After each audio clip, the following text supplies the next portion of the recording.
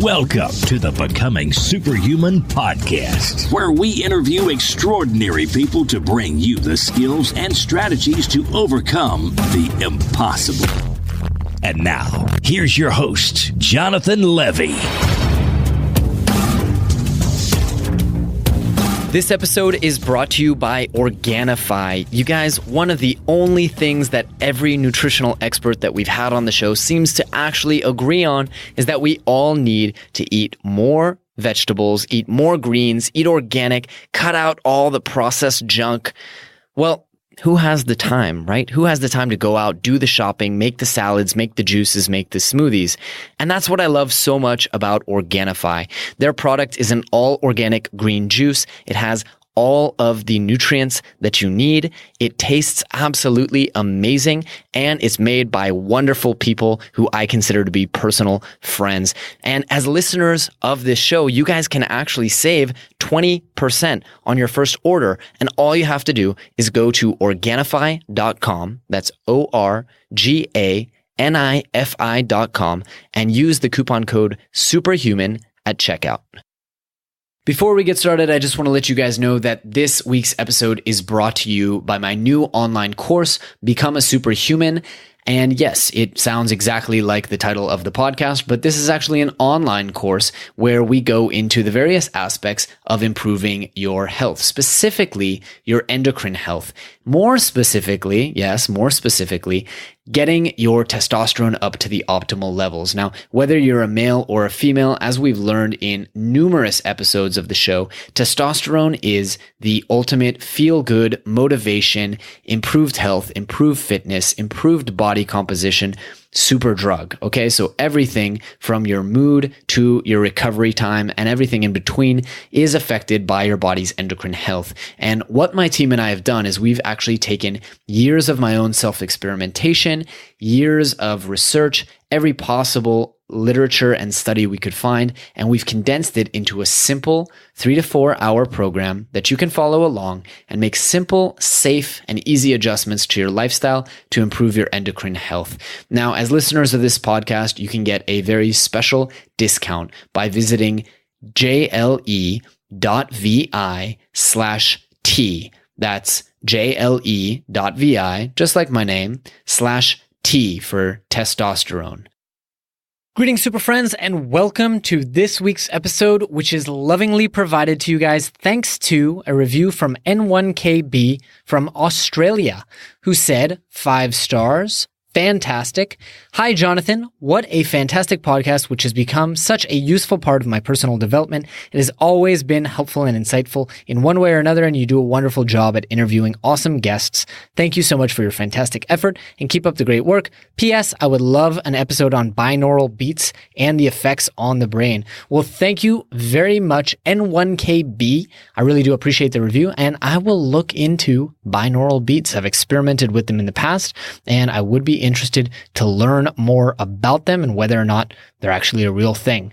On to today's episode, you guys. Today we are joined by Ira Pastor. He is the CEO of BioQuark, and he has over 30 years of experience across multiple sectors in the pharmaceutical industry, working on biological solutions, managed care, OTC. He serves as the VP of business development for a drug development company. He's raised tons of money for different companies, and today he's working, as I said, at BioQuark, which is a company doing really, really interesting things with biologic solutions to many of our health problems. So I wanted to talk to Ira to understand what research is being done today to make us literally superhuman, to help us live forever, get rid of diseases, and so on and so forth. I learned a lot about just the types of research that are being done. And ultimately, I found it super interesting, just the reverence and respect that Ira has for Mother Nature as an innovator and as a way for developing solutions to problems. It's a great episode. I'm sure you guys are going to enjoy it very, very much. So without any further ado, Mr. Ira Pastor.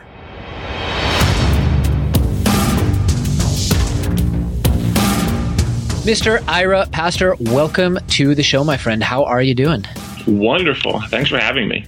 It's an absolute pleasure. I have to ask, I'm not used to doing interviews at this time, so you must be in Europe. Actually, no, I'm on the East Coast of the United States in Philadelphia, and I have 3 children, so I'm up, most of the 24 hours in a day. So, Wow. Yeah. Okay. So you're doing this one at 6:30 in the morning. Yes. Very impressive how chipper you are. Yeah. Ira, let me ask you, for the audience, I tried to give a little bit of an intro and explain, but I'm not sure I fully understand what you do. So tell us a little bit about who you are and how you got to where you are. Yeah, absolutely. So, I am the Chief Executive Officer of a regenerative medicine company located here on the East Coast of the United States called BioQuark. And we are focused on the development of both pharmaceuticals as well as consumer healthcare products that target the regeneration and repair of complex human organs and tissues. I, was raised sort of in the pharmacy business. I'm a pharmacist by undergraduate training that went to business school. But, at my core, growing up, I was always a bit of a comic book geek, and he was always amazed by all the superhuman powers that existed, and always wanted to think about how could we potentially reignite some of these capabilities in humans. And so that has basically been the strategy of what we've been up to for the last several years, is basically studying the salamander and figuring out how it regenerates its spinal cord and its limbs so very well upon amputation. We study the flatworm and figure out how it gets its head chopped off, only to regrow an entirely new one and a new brain and remember things.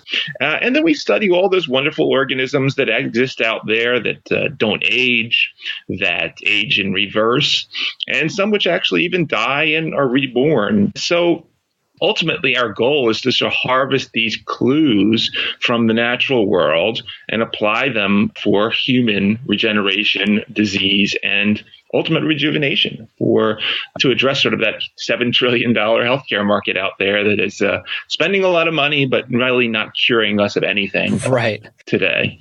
Wow. There's a lot to unpack there. And I'm really glad that we have you on the show, because this might end up being the most superhuman of all the superhuman episodes that we've done. But the first thing I want to ask you, something really stood out here, and it's because of my background as an accelerated learning guy.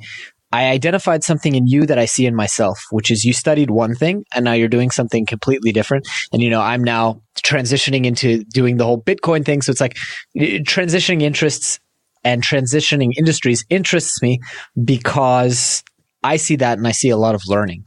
I see, you were in pharmacy school, but then now you are running this big business, which is not really doing pharmaceuticals. You're doing tissue regeneration, heavy research, biological engineering. Walk me through that learning process. I mean, how do you learn that fast? What's your learning style? How did you get from A to B?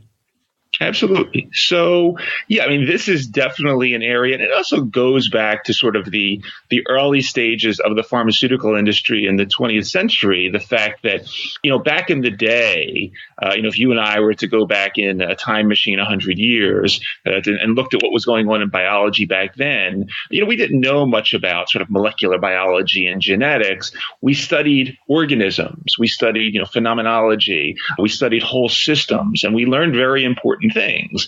However, in the heyday of genetics and the human genome, we decided to reduce everything and say, we can figure out everything at its smallest parts. But one of the problems that popped up is that genes, like many other things in biology, are, as they say, necessary but not sufficient. You cannot figure out, how to build a heart and its shape and its size and its function just by looking at its genes. You have to think a little bigger at the sort of the hierarchy behind the system. And so now we are remerging a lot of the science that we learned 100 years ago, but sort of decided to throw out. So one of the things that we're very good at, and I think of it sort of a superpower of ours, is how we integrate all of these sort of disparate systems and knowledge bases, such as embryology, such as zoology, and not many pharmaceutical companies have tanks of frogs and fish and worms hanging around anymore, but really studying all of these other aspects to create interventions and therapeutics that as you say, will look decidedly different than the drugs that we have today. They might not look like a little white pill in a bottle anymore, which is what my former industry, the pharmaceutical industry, loves to create. But you now see things, beyond sort of what we're doing. You see activity in the area of the microbiome, for instance, where the actual drug will be a cocktail of, live bacteria. You also have several groups that are working on so-called electroceuticals, so trying to figure out how you actually get the drug out of the way entirely and just deal with the so-called electrical signal, which is really what the drug is doing at the molecular level. So it's really about thinking, saying outside of the box, but bringing together a non-conventional tool set and integrating it, and not being afraid to use technologies that may be 100 years old, but have been forgotten to the sands of time and have, a realistic reason to exist in 2017 R&D. So how about you personally? I mean, you're now, like I said, you're far outside of your wheelhouse and, running a business, which is a whole set of skills in an industry that's very separate. Tell me a little bit about your learning journey, leaving pharmaceutical school. You mentioned that you went to business school as well, but learning about all this technology, I mean, did you just sit down and pore over written materials, or how did you go about learning the skills that you need to be in the job you're in? Yeah, I mean, a major part of it was reading and talking to experts in different fields. I do not consider myself an expert in any one of them. I did spend a lot of time, studying embryology. I spent a lot of time studying DNA repair. I spent a lot of time learning about the history of frogs, as an example, in the pharmaceutical industry, which actually go back to the early 1930s, which this is sort of another forgotten fact, but in sort of the whole area of natural products, which, years ago we used to have, in the pharmaceutical, we used to have, scuba divers as an example that used to go swimming and find exciting things on the bottom of the ocean to study. So yeah, it was really a matter of immersing myself as much as possible in these different disciplines. And then, some of them are more esoteric than others. An example, the whole area of the central nervous system and consciousness and memory and things of this nature is, you'll have to admit, and I'll take the excuse for most of the system, but we know nothing. I mean, it's amazing sitting in 2017. Oh, yeah. We know nothing about the central nervous system. We're at the kindergarten stage. People are not willing to admit it, but it's true. And really just, immersing myself in sort of the cutting edge, which is still the unknown. And so not being afraid to sort of get outside of what I learned originally, and sometimes getting smacked in the face by learnings and findings that contradicted a lot of maybe what I paid my education 30 years ago. So I think that's the basis, sort of the way I look at it, and not afraid to throw out the old. That's interesting. Yeah, the beginner's mind, I think, is a really interesting component, and definitely being willing to throw things out and constantly challenge, not just as a man of science, which that's all science is challenging assumptions over and over and over for the last 1,000+ years, but also just having that open-mindedness, which allows you to learn more effectively. So I want to ask, I think the question that everyone has been wondering since we started speaking, which is, what have you guys found, and what types of things are you guys coming out with that we're going to start seeing as options for upgrading or improving our own bodies? Well, one of the most fascinating things, and once again, this goes back, and the caveat here is that a lot of this is already known, and a lot of what we do is so-called standing on the shoulder of giants. It is kind of, in many ways, it's shocking. The amount of learning that you find out has been learned or discovered and forgotten in the scientific literature. So one of the things that has been rather eye-opening to us is how much is known on the ability of regenerative organisms and regenerative systems like human embryos to normalize the cancer phenotype. So let me give you a background on this. Going back to the 1930s and 40s, it was strangely but well known that you could kill the guinea pigs and you could kill the rabbits and you could kill the rats by giving them really nasty carcinogens. But when you started giving the carcinogens that we were testing at the time to the lower organisms that were regenerators, they developed cancer, but they got rid of it really fast. And we didn't really understand why. And this is, an example of sort of what was lost to time. Now, what we're finding out in 2017, and even in our own experiments, is that the regenerators like taking tumors when they occur and just regenerating the tissue and turning that tissue back into normal tissue. And that is why the salamander and the planarian and certain fish, when they get cancer, they just shrug it off as if they had, the common cold. And so this has been very eye-opening, and it also connects to some research that actually occurred right here in Philadelphia at University of Pennsylvania in the 1970s, and how you can also see this phenomena in the embryo. You can take an embryo, not a human one, of course, but a mammalian, and stick all sorts of nasty tumor cells in it. When the baby is born, the baby doesn't have cancer. And so this phenomena of sort of tissue normalization and basically taking what is damaged and correcting it has been really eye-opening, especially as we as a company, which has a cancer focus, and we sit in this oncology system in 2017, which still sends 8 million of us to the grave every year because we don't have answers for it, and think, what?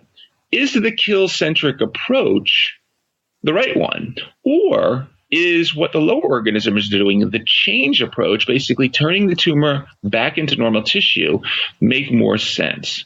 And I think what we're beginning to see is that really maybe, just like you wouldn't cut out your brain if you found that you have Alzheimer's disease, and you wouldn't cut out your pancreas when you have diabetes, does it really make sense to try to develop all these smart bombs and kill techniques for tumors? Or can we take a clue from nature and start turning cells back into what they used to be? And this has been a very eye-opening component of our repair program at the company in studying these dynamics. What does a treatment like that look like? Is this like an injection of a hormone? I don't understand. How do you administer something like that to a human being theoretically in the future? So theoretically in the future, what we work on, we call combinatorial biologics. So it sounds a fancy term. We're just talking about biologics, so proteins, peptides, other bioactive substances produced by living cells, so like any other biologic, but in combination. And the reason we say that, the pharmaceutical industry, since its inception, has focused on the so-called sort of single magic bullet model that basically wants, as we talked about, so nice little pills, single chemicals that do one thing. The problem is when you get into complex cell and tissue reversion and regeneration, there is no single magic bullet. When you figure out what's happening in nature, it involves more than that. And, it's kind of obvious that, to regenerate a limb isn't going to be, 10 milligrams of drug X. It's going to take combinations of bioactive substances. So we are basically figuring out the peptides, the proteins, the microRNAs that are involved in these types of tumor reversion in organisms like frogs, fish, salamanders, in the plant kingdom, and creating biologics that will be administered, yes, parenterally, so these are not going to be oral substances, but which can be administered either systemically or intratumorally, depending on sort of the delivery vehicle and where the cancer is located, which will focus on reprogramming and remodeling the actual tumor and its immediate environment. So we're not just looking at the tumor, we're looking at the tissue around it. And this is one of the major problems with all the cancer drugs today is when you kill, you also kill the healthy microenvironment around it, allowing the resistant the cells to escape and metastasize further. Yeah, so it will be, think of a normal biologics. There is no genetic engineering here or complex tissue engineering. So we always get the question from sort of a cost perspective. These will not be sort of the $1 million price tag, genetic engineering tools that you hear about in the news nowadays, but much more in line with traditional biologics, your vaccines, your interferon, interleukins, things of this nature. Fascinating. This is really, really interesting. And it just gives us an insight into what becoming superhuman or just being a normal human will look like in a span of 10 years, would you say? 20 years? Absolutely. I mean, we have a 3-year time frame on our clinical program in the United States, but we also, although we are a U.S. company, 2017, the really smart people that you talk to tell you that, if you're not in the so-called rest of world, as we used to define it in the drug industry, you're doing your company a disservice because there's 200 plus other countries out there with similar regulatory systems. And if you're not looking at Thailand or Turkey or Panama and thinking about what the possibilities are in different regions, you're going to be missing the major upswing of the developing pharmaceutical segments while the U.S. market may be leveling off and going down. So we're active everywhere. We're partnering. And whether we're on the market in the U.S. in 5 years or in 4 years, it's all the same to us. We want to save lives. Wow. That's really, really cool. Ira, I want to also transition gears because, as you know, the tagline of our show is skills and strategies to help you overcome the impossible. So I want to transition into a little bit of practical advice, as you guys are exploring the animal kingdom and as you're learning so much about biology in general, what are some of the things that you have discovered that make an impact that people at home can do to improve their health overall? Sure. So, we've learned, quite a bit in terms of actionable items. A major one is just the fact that in the thinking, it was obviously there's things you don't do. You don't smoke, you try to exercise, eat right. But in that process of eating, drinking, living in general, we need all to do it on an evolutionary understanding of who we are in this natural world. And let me back up on that one. Although we sit here, you and I and everyone listening, we possess the so-called human genome, this genome did not fall from the sky. It contains the evolutionary past of every species on this planet that came before us. So you have to realize that every disease that we get and that kill us had some property in the evolutionary past that benefited another species. High blood sugar levels, as an example, which manifest in diabetes in us, are required by many organisms for fast sprinting to get away from a predator. Inflammation, as an example, while manifesting in rheumatoid arthritis and osteoarthritis, allergic responses in humans, is many organisms' only form of infectious disease defense. So it is very important to understand sort of where we sit in this continuum and adjust how we eat, how we drink, how we live, how we move around based on these things, and understand the differences, the similarities, and live and adjust appropriately. Secondly, we are a big proponent of continuing to utilize natural products in our daily health and wellness routines.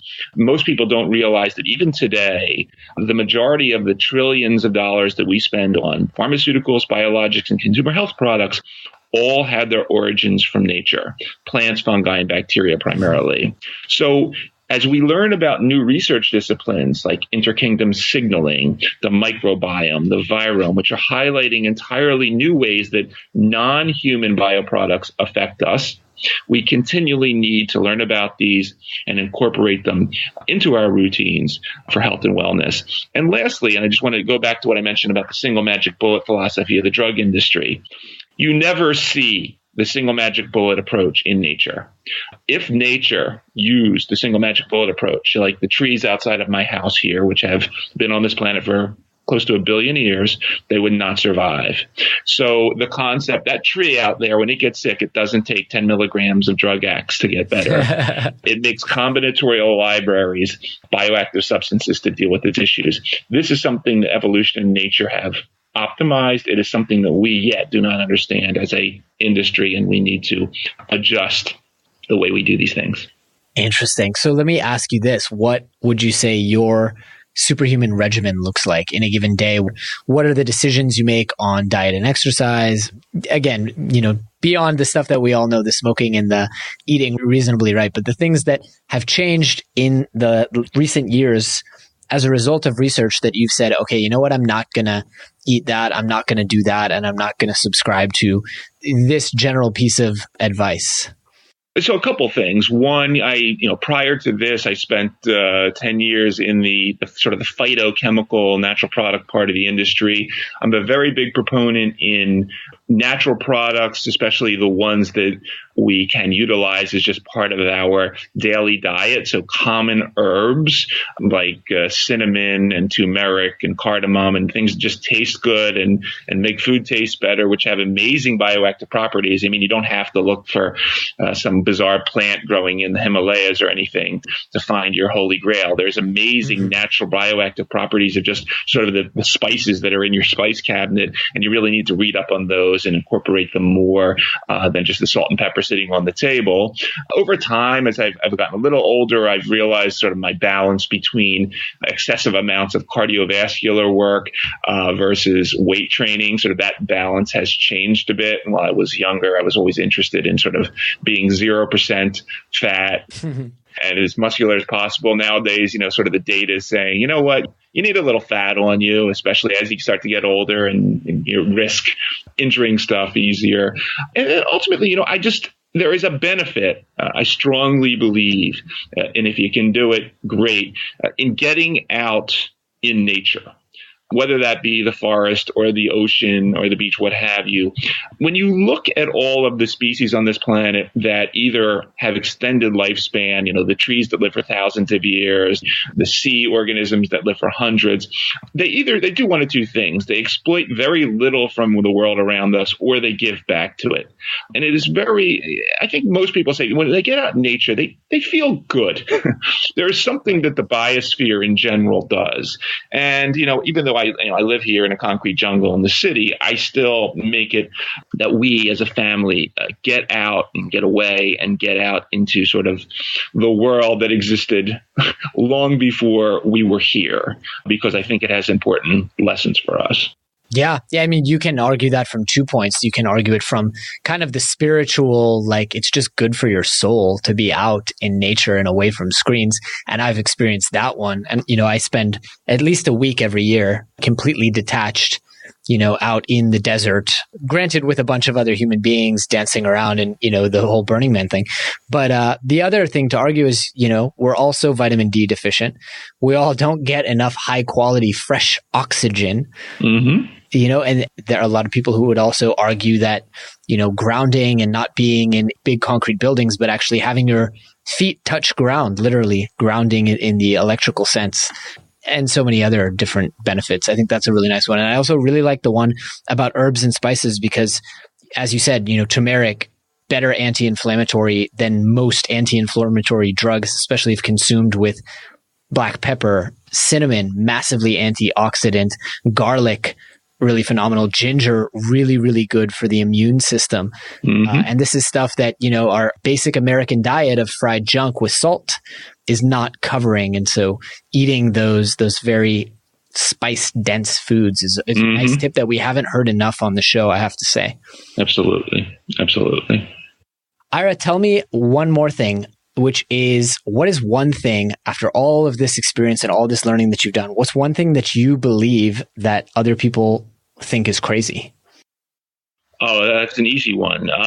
Yeah? I believe we will see within the next 5 to 10 years, maybe sooner, we will see the reversal of the state of brain death, the main reason that 65 million of us leave this world every year, occur. I'm not saying that we will see a full human reanimation event in the short term, but what we will see is a blurring of the lines between what it means to be deceased, which is defined as irreversible coma and has been defined as such since 1968 from Harvard University, and what it means to be in a deep coma yet alive state. And this event will happen well before we figure out how to cure cancer or Alzheimer's. Matters of consciousness has been something that we have spent $0 on as a scientific community, yet known quite a bit about since the 1960s. Yet we sit in 2017 and we act as if everything is the status quo. We have the tools of regenerative technology and regenerative biology with us today, and a much greater understanding of sort of the cognitive neurosciences. We need to put those two together. and do some really transformational stuff in terms of the meaning of death. And I think we will see that sooner than most believe. Wow. That's really, really interesting. Ira, I know we're wrapping up on time here, so I want to ask you a couple kind of rapid fire questions. The first one being, we love to assign homework. Is there any homework you would like to have our audience do this week, before next week's episode? Homework. Well, I encourage everybody, this is just one example, I don't know if you can do this quickly, but everyone try to pick up a copy of Dr. Paul Peach's 1981 classic Shuffle Brain. It is an example, it's a sort of a compilation of a variety of experiments that were done on amphibian brain transplantation back in the early 1980s. It is an example of science that has been forgotten, yet exists. And not only does it focus on brain transplantation, but it focuses on the concept of how and where memory exists and how you can destroy most of the brain and somehow recover memories. So if anyone's interested in a little bit of scientific history and fun, I encourage everyone to reach out and grab a used copy on Amazon somewhere and really, it's a wonderful example about, hey, maybe some of the greatest discoveries that are in the future have already happened and we need to relearn them. Really interesting. I'm going to check that one out myself. Next question on this rapid fire series. You mentioned books, obviously. What are some other books that have changed your life? A big one is Embryos, Galaxies, and Sentient Beings, How the Universe Makes Life by Richard Grossinger. It's a little bit more esoteric, but at the end of the day, he does a wonderful job in merging our knowledge in 21st century biology with late 19th century, early 20th century physics, and how, as you mentioned a little bit about sort of the spiritual nature of things, what we are rediscovering in terms of electricity and magnetism and sort of the general forces of the universe and how they go about creating life from the biological material creates a very unique understanding of why life may be present everywhere in this cosmos. Kind of like a Fermi Paradox situation. Exactly. Interesting. All right. These are really good answers. I guess the last question that I would want to give you, Ira, is where can people reach out and learn more about you? Would you send them just to BioQuark, or do you have a blog that people can follow? Come to the website. It's the best place to learn about our different programs and news and new research that we're doing. And anyone can get in touch with us there. And we're an open book. We love to talk about what we do. Brilliant. So Ira, last question we always ask before we wrap up the show is, if people take away just one message and they're able to carry it with them for the rest of their lives, what would you hope for that message to be? Don't forget the past. Don't forget the past. You do not want to forget about all of the wonderful learnings that came beforehand and how they apply nowadays. And don't lose critical knowledge to the sands of time that could benefit us today. Brilliant. Mr. Ira Pastor, I want to thank you so much for spending your bright early hours of the morning with us. I really enjoyed the conversation. I'm sure our audience did as well. Thanks so much for having me. Take care, my friend. All right, super friends, that is all we have for you today, but I hope you guys really enjoyed the show, and I hope you learned a ton of actionable information, tips, advice that will help you go out there and overcome the impossible. If you've enjoyed the show, please take a moment to leave us a review on iTunes or Stitcher, or drop us a quick little note on the Twitter machine at GoSuperHuman. Also, if you have any ideas for anyone out there who you would love to see on the show, we always love to hear your recommendations. You can submit on our website, or you can just drop us an email and let us know. That's all for today, guys. Thanks for tuning in.